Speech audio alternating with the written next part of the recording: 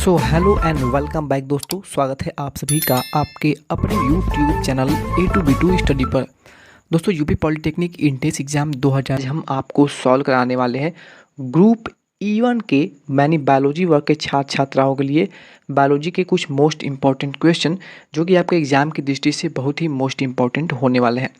तो ज़्यादा समय नहीं लेंगे, चलिए क्लास को स्टार्ट करते हैं। पहला क्वेश्चन आप सभी के मोबाइल स्क्रीन पर ये रहा। और दोस्तों ये आपको बता दें कि ये कोई लाइव क्लास नहीं है। हाँ, लाइव क्लास में कुछ स्टूडेंट को प्रॉब्लम होती है कि सर पिक्चर क्वालिटी क्लियर नहीं है, वॉइस क्लियर नहीं आ रही है, इसलिए ये क्लास जो है वो पूरी तरह से ऑफलाइन क्लास है। ठीक है, तो क्वेश्चन को हम स्पीड में कराते हुए चलेंगे, आप इसको रिवाइज जरूर कर लीजिएगा। प्रमस्तिष्क गोलार्ध का कार्य है घ्राण ज्ञान, अनैच्छिक क्रियाओं का नियंत्रण, श्वसन दर का नियंत्रण या फिर चिंतन केंद्र। प्रमस्तिष्क गोलार्ध का कार्य क्या है आपसे पूछा गया है। तो देखिए प्रमस्तिष्क गोलार्ध का जो कार्य है वो होता है चिंतन केंद्र। ऑप्शन नंबर डी जो है ना इस क्वेश्चन का बिल्कुल करेक्ट आंसर हो जाएगा। नेक्स्ट क्वेश्चन आपसे पूछा गया है कि पार्श्व वेंट्रिकल्स पाई जाती है, कहाँ पाई जाती है। पार्श्व वेंट्रिकल्स जो है वो कहाँ पाई जाती है, लैरिंग्स में, मस्तिष्क में, कपाल में या फिर हृदय में। तो मोस्ट इंपॉर्टेंट क्वेश्चन है, इसको याद रखिएगा। पार्श्व वेंट्रिकल्स जो है ये आपके मस्तिष्क में पाई जाती है। कहाँ पाई जाती है, मस्तिष्क में, इसलिए यहाँ पर बी ऑप्शन आपका जो है सही आंसर हो जाएगा। नेक्स्ट क्वेश्चन पे आ जाते हैं। प्रमस्तिष्क गोलार्धों को काट कर हटा दे तो क्या होगा। अगर हम प्रमस्तिष्क गोलार्धों को काट कर हटा दें, शरीर से अलग कर जाएं तो क्या होगा। जंतु जो है वो तुरंत मर जाएगा, भोजन ग्रहण तक रुक जाएगा, या फिर जंतु पागल हो जाएगा, या जंतु कुछ समय बाद मर जाएगा। तो इसका बिल्कुल करेक्ट आंसर होगा, अगर हम प्रमस्तिष्क गोलार्धों को काट कर हटा दें, अलग कर दें, तो जंतु कुछ समय बाद मर जाएगा। ठीक है, तो यहाँ पर डी ऑप्शन जो है इस क्वेश्चन का बिल्कुल करेक्ट आंसर हो जाएगा। ओके, सभी को क्लियर है। देखिए फोर्थ नंबर क्वेश्चन पे आ गए हमें। फोर्थ नंबर क्वेश्चन आपसे पूछा गया है कि स्पाइनल तंत्रिकाएँ मिश्रित अर्थात संवेदी व चालक होती हैं, इनके बारे में कौन सी बात जो है वो सही है। थोड़ा सा बड़ा प्रश्न है, इसको ध्यान से पढ़ेंगे। स्पाइनल तंत्रिकाएँ मिश्रित अर्थात संवेदी व चालक होती हैं, इनके बारे में कौन सी बात जो है वो सही है। तो यहाँ पे ऑप्शन नंबर ए आपको दिया गया है। पृष्ठमूली संवेदी अधर मूल चालक, पृष्ठमूल संवेदी एवं चालक, पृष्ठमूल चालक अधर मूल संवेदी या फिर अधर मूल संवेदी एवं चालक। तो फोर्थ नंबर क्वेश्चन का बिल्कुल सही आंसर जो होगा वो होगा आपका ऑप्शन नंबर ए। ओके, हाँ ए ऑप्शन सही हो जाएगा। मस्तिष्क का सबसे बाहरी आवरण या फिर भाग जो कहें तो कौन सा होता है आपके मस्तिष्क का। ठीक है, आपके दिमाग को कहें हम तो उसका सबसे बाहरी जो भाग है उसको हम क्या कहते हैं, कौन सा भाग होता है। तो जाल तानिका कहलाता है, इवेन डाइना कहलाता है, दृढ़ तानिका कहलाता है या फिर मृदु तौनिका कहलाता है। तो मस्तिष्क का सबसे बाहरी जो आवरण है, जो भाग है, उसे हम जानते हैं दृढ़ तानिका के द्वारा। ठीक है, दृढ़ तानिका के नाम से इसको हम जानते हैं। तो मोस्ट इंपॉर्टेंट क्वेश्चन है, याद रखिएगा। नेक्स्ट क्वेश्चन आपका है मस्तिष्क होता है, मस्तिष्क आपका जो है वो कैसा होता है। एक्टोडर्मी, मीसोडर्मी, एक्टोडर्मी व मीसोडर्मी या फिर एंडोडर्मी। तो याद रखिएगा आपका जो मस्तिष्क है ना वो एक्टोडर्मी होता है। क्या होता है, एक्टोडर्मी। ए ऑप्शन यहाँ पर सही हो जाएगा। अगला है अंतःकरणों से संवेदनाएं ले जाने वाली कपाली तंत्रिका है। अंतःकरणों से संवेदनाएं ले जाने वाली कपाली तंत्रिका है, इनमें से कौन सी है। तो सेवेंथ का बिल्कुल सही आंसर हो जाएगा आपका ऑडिटरी। क्या हो जाएगा, ऑडिटरी, यानी कि ऑप्शन नंबर ए जो है आपका सही हो जाएगा। नेक्स्ट क्वेश्चन आपका है अनुमस्तिष्क का कार्य क्या है। अच्छा, ये क्वेश्चन मैं आपको पहले भी करा चुका हूँ, थ्योरी वाली क्लास अगर आपने नहीं ली है तो ले सकते हैं। आपको चले जाना है चैनल की होम पेज पर, उसके बाद आपको प्लेलिस्ट की सेक्शन में चले जाना है। प्लेलिस्ट के सेक्शन में जाएंगे तो वहाँ पर आपको बायोलॉजी 2023 क्लास, डी फार्मा, ठीक है, फिजिक्स क्लास, केमिस्ट्री क्लास, सभी का आपको प्लेलिस्ट मिल जाएगा। अनुमस्तिष्क का कार्य क्या होता है। तो अनुमस्तिष्क जो है इसका कार्य होता है ऐच्छिक गति या फिर ऐच्छिक क्रियाओं का नियमन। तो यहाँ पर ए ऑप्शन जो है आपका सही हो जाएगा। ओके, हाँ अनुमस्तिष्क जो है इसका कार्य होता है ऐच्छिक गति का नियमन। ठीक है, मेरु रज्जु की अच्छी नाल होती है। मेरु रज्जु की अच्छी नाल जो होती है वो कैसी होती है, ब्लास्टोसिल, एंटोसिल, साइजोसिल या फिर न्यूरोसिल। तो इसका बिल्कुल करेक्ट आंसर हो जाएगा आपका न्यूरोसिल। क्या हो जाएगा, न्यूरोसिल। डी ऑप्शन जो है इसका राइट आंसर हो जाएगा। अगर आपका है पूछा गया है कि कशेरुकियों में गति कौन सी संरचना के कारण संभव होता है। कशेरुकियों में गति कौन सी संरचना के कारण संभव होता है। थायराइड, पीयूष, अनुमस्तिष्क, प्रमस्तिष्क। बताइए इनमें से कौन सी ग्रंथि है जो कि कशेरुकियों में गति की संरचना का कारण संभव हो पाता है या फिर नियंत्रण करने के लिए संभव हो पाता है। तो यहाँ पे आप लगाएंगे अनुमस्तिष्क। आपने अभी पहले क्वेश्चन में किया। अनुमस्तिष्क जो है वो आपकी अपनी ऐच्छिक गति पर नियंत्रण करता है। ऐच्छिक गति यानी जैसे मैं अभी अभी बोल रहा हूँ तो मैं एक नियंत्रण रखे हुआ हूँ कि मैं लगातार बोल ही नहीं रहा हूँ, मुझे जहाँ रुकना है मैं रोक पा रहा हूँ। तो ये जो काम करता है कंट्रोल का, गति नियमन का, वो अनुमस्तिष्क ही करता है। उम्मीद है आपको समझ में आ गया होगा। अच्छा, अगला क्वेश्चन पूछा गया आपसे है कि एक मनुष्य जो कि स्मृति यानी अपना जो दिमाग है, मतलब सोचने समझने की क्षमता जो है वो खो चुका है, स्मृति जो है उसको खो दिया है, इसके मस्तिष्क का कौन सा भाग प्रभावित हुआ है। एक व्यक्ति है जो कि अपनी स्मृति को यानी जो पुरानी बातें हैं उनको भूल चुका है, इसके मस्तिष्क का कौन सा भाग प्रभावित हुआ है। तो उसके मस्तिष्क का जो भाग प्रभावित हुआ है वो है आपका प्रमस्तिष्क। क्या होगा? प्रमस्तिष्क। बी ऑप्शन यहाँ पर आपका सही हो जाएगा। ओके, 12th है आपका, स्तनियों के मस्तिष्क का वह भाग है जो पेशी सामंजस्य का नियंत्रण करता है। स्तनियों के मस्तिष्क का वह भाग है जो पेशी सामंजस्य का नियंत्रण करता है। प्रमस्तिष्क, अनुमस्तिष्क, कार्पस, कैलोसम या फिर मेड्यूला। तो यहाँ पर 12th नंबर क्वेश्चन का जो बिल्कुल करेक्ट आंसर होगा वो आपका होगा कॉर्पस कैलोसम। क्या हो जाएगा? Corpus callosum. दोस्तों ये आपका एक तरह से लाइव टेस्ट है, तो आप इस क्वेश्चन को जो आंसर दे रहे हैं वो एक लाइव टेस्ट की तरह ही दीजिएगा और क्लास को एंड में आप जरूर बताइएगा कि आपने कितने क्वेश्चन को सही अटेम्प्ट करा। ओके। हाँ, अगला प्रश्न आपसे पूछा गया है कि मस्तिष्क का वह भाग जो श्रवण संवेदना के लिए जिम्मेदार होता है। मस्तिष्क का वह भाग जो श्रवण संवेदना के लिए जिम्मेदार होता है। श्रवण यानी सुनने की सामंजस्य से उसका संबंध होता है, जिम्मेदार होता है उसके लिए। तो मेड्यूला ऑब्लिंगेटा होगा या फिर प्रमस्तिष्क होगा, निम्न मस्तिष्क होगा या फिर हाइपोथैलेमस होगा। तो इसका बिल्कुल जो करेक्ट आंसर होगा वो आपका होगा मेड्यूला ऑब्लिंगेटा। ओके, ए ऑप्शन यहाँ पर आपका सही हो जाएगा। अगला है वह रसायन जो उद्दीपन को एक न्यूरॉन से दूसरे न्यूरॉन में पहुंचाने में सहायक होता है। तो वो आपका होता है कौन सा? एसिटिलकोलिन। एसिटिलकोलिन, ए ऑप्शन यहाँ पर आ जाएगा आपका सही आंसर।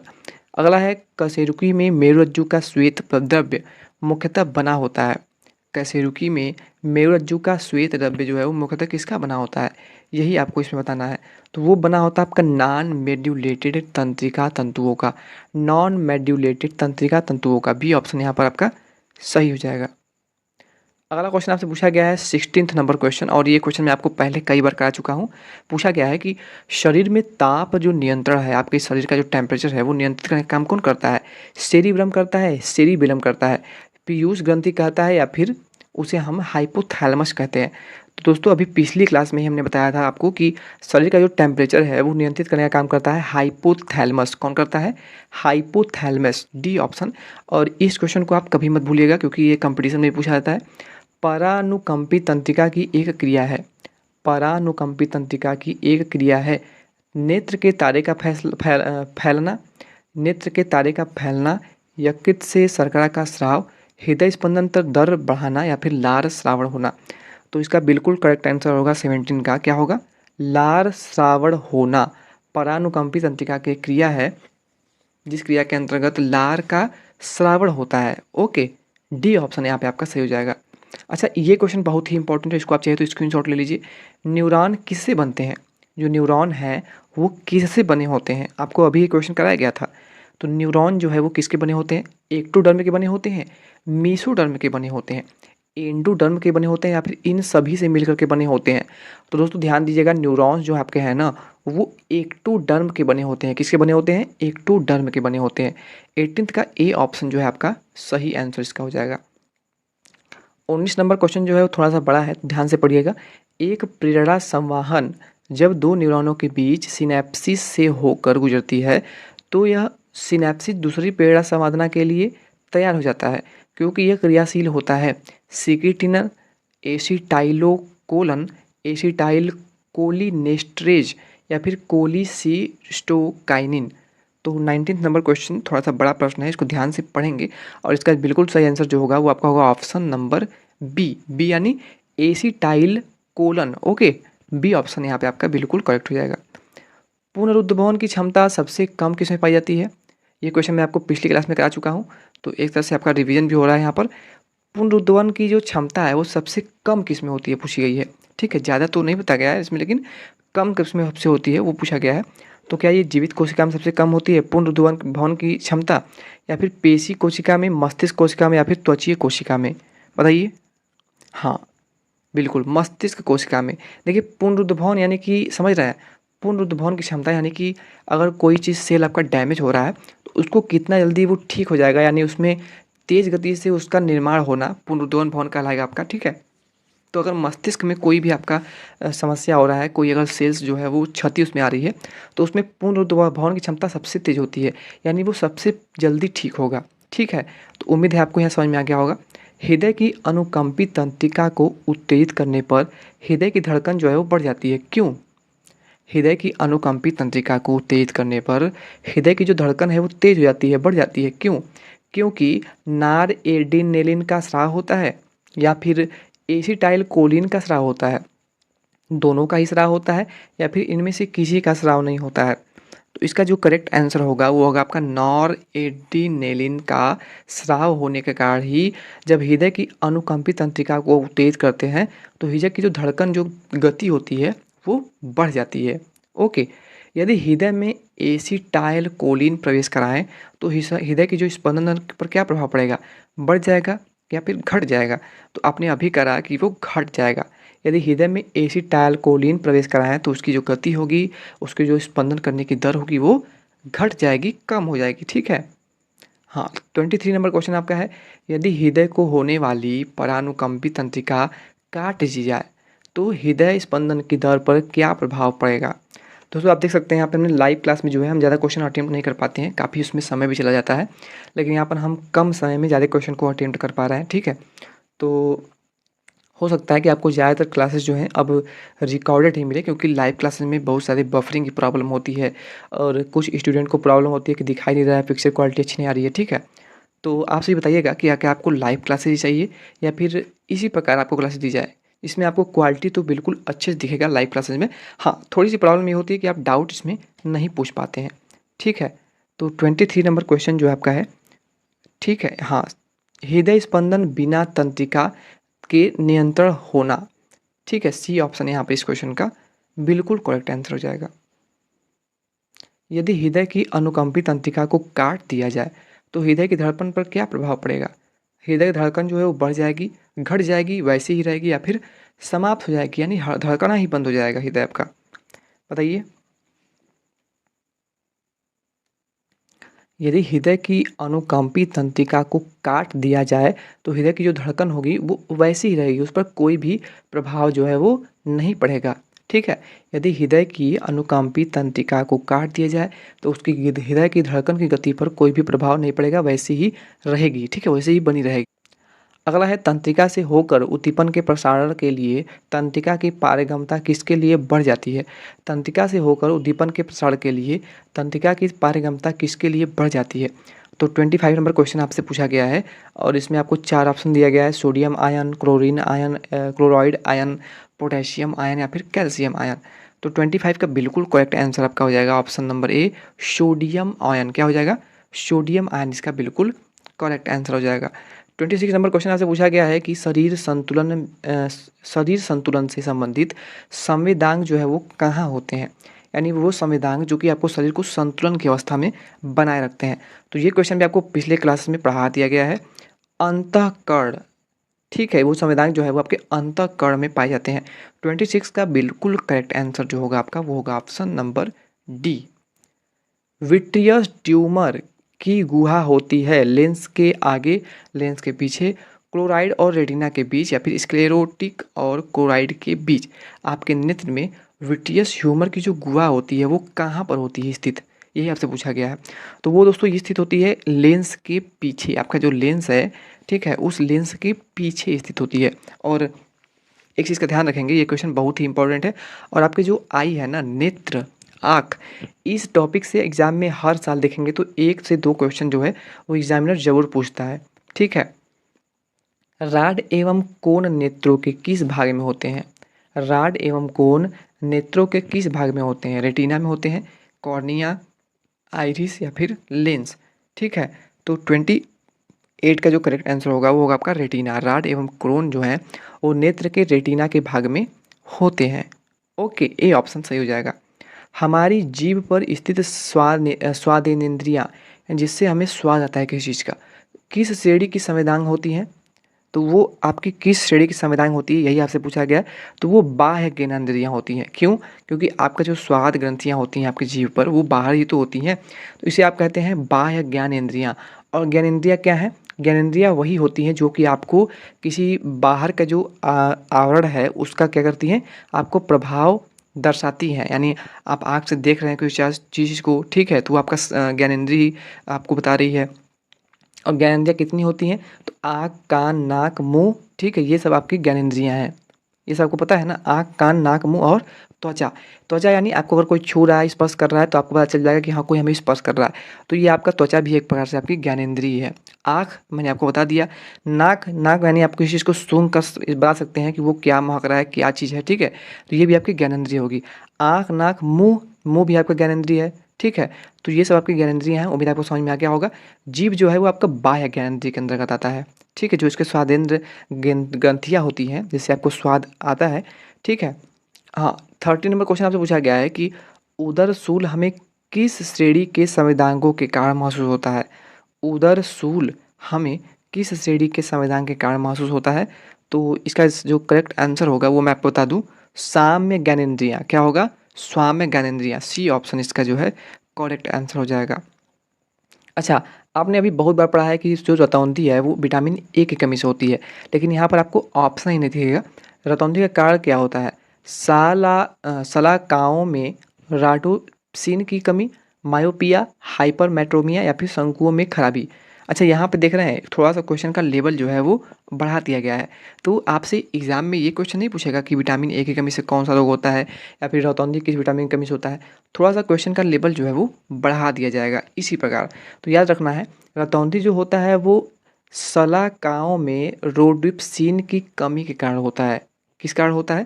देखिए, बहुत ही मोस्ट इम्पोर्टेंट क्वेश्चन मैं आपको करा रहा हूँ, इसलिए हर एक क्वेश्चन को आप चाहें तो याद कर सकते हैं, स्क्रीनशॉट ले सकते हैं। भूचाल को यानी भूकंप को महसूस करने में कौन से संवेदनांग काम में आते हैं? भूकंप अगर आ रहा है तो आप कैसे महसूस करते हैं कि भूकंप है? क्या सूंघ कर महसूस करते हैं या फिर देख कर महसूस करते हैं? बताइए। कर्ण यानी कान से सुन करके, नेत्र से देख करके, तलवों की त्वचा से या फिर स्वाम्य ज्ञानेंद्रियों के द्वारा। तो बहुत ही इंपॉर्टेंट क्वेश्चन है। भूचाल को महसूस करने में कौन से संवेदनांग आपके काम आते हैं? बताइए। हाँ, तो बिल्कुल करेक्ट इसका आंसर हो जाएगा कर्ण, कान। भूचाल से यहाँ पे संबंध है कि जो अगर पृथ्वी अगर आपकी हिल रही है, ठीक है, तो उसको आप महसूस कर पाएंगे अपने कान के माध्यम से। लेकिन अगर हम साफ तौर पे देखें तो आपकी सभी ज्ञानेंद्रियाँ जो है इसको महसूस कर सकती हैं। ओके, हाँ, अगर हम अपने नाक की आपकी बात करें तो नाक को छोड़ करके, ठीक है, युष्टेकी नलिका का कार्य क्या होता है? युष्टेकी नलिका जो है इसका कार्य क्या होता है, ये आपसे पूछा गया। तो युष्टेकी नलिका जो है आपका, इसका कार्य होता है टिम्पैनिक झिल्ली के दोनों ओर हवा के दबाव को बराबर करना। टिम्पैनिक झिल्ली के दोनों ओर हवा के दबाव को बराबर करने का काम होता है किसका? युष्टेकी नलिका का। ओके, अगला प्रश्न आपसे पूछा गया है, जैकोब्सन के अंगों का संबंध किस क्रिया से होता है? जैकोब्सन के अंगों का संबंध किस क्रिया से होता है? 34 नंबर क्वेश्चन आपका है। और जैकोब्सन के अंगों का संबंध किस क्रिया से होता है? तो वो होता है ग्राण संवेदना। क्या होता है? ग्राण संवेदना। डी ऑप्शन यहाँ पे आपका करेक्ट हो जाएगा। 35 में पूछा गया है कि राडोप्सिन रंगा कहाँ मिलती है?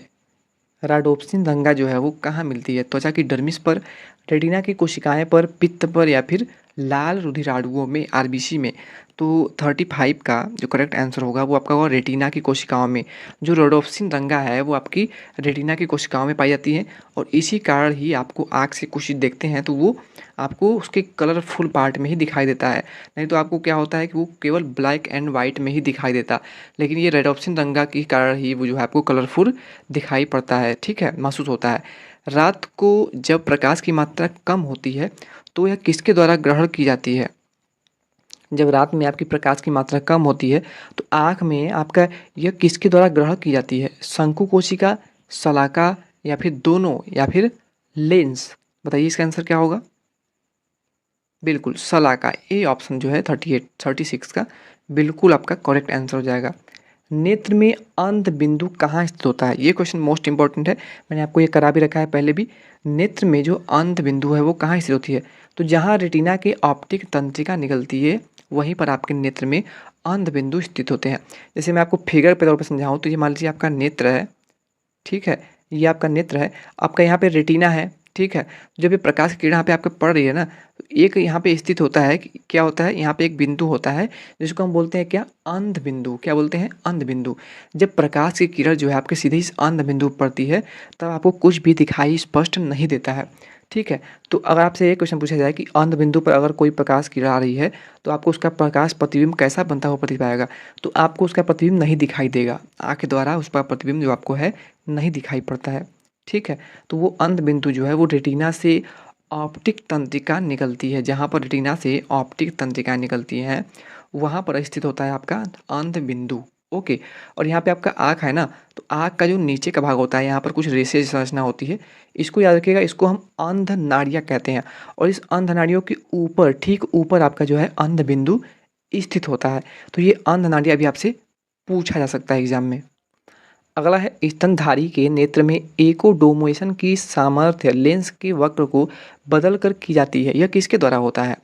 स्तनधारी के नेत्र में एकोडोमोशन की सामर्थ्य लेंस के वक्र को बदल कर की जाती है, तो यह किसके द्वारा हो पाता है बताइए? ये किसके द्वारा हो पाता है? तो ये जो है वो आपका सिलियरी काय यानी सिलियरी पेशियाँ भी कहते हैं इसे हैं, सिलियरी पेशियों के द्वारा ही ये संभव हो पाता है। ओके, बी ऑप्शन यहाँ पे आपका बिल्कुल करेक्ट आंसर हो जाएगा। 39 है, यदि पिथ किए हुए मेढक की एक टांग में विद्युत आघात दें तो यह क्या होगा? प्रतिवर्ती क्रिया रूप में टांग समेट लेगा, जीभ बाहर निकाल लेगा, नेत्र बंद कर लेगा या फिर कोई प्रतिक्रिया नहीं करेगा? बताइए। तो इसका करेक्ट आंसर होगा प्रतिवर्ती, यानी जब आपको विद्युत आघात देंगे तो उसकी क्रिया में वो विपरीत कुछ क्रिया करेगा और वो अपने टांग को जो है वो समेट लेगा। 39 का ए ऑप्शन जो है करेक्ट हो जाएगा। हाँ, अगला है आपका, यदि हृदय में जाने वाले वेगस तंत्रिका को उत्तेजित करें तो हृदय का स्पंदन दर क्या होगा? घट जाएगा, बढ़ जाएगा, वही रहेगा या फिर अप्रभावित हो जाएगा या फिर कुछ उस पर प्रभाव ही नहीं पड़ेगा?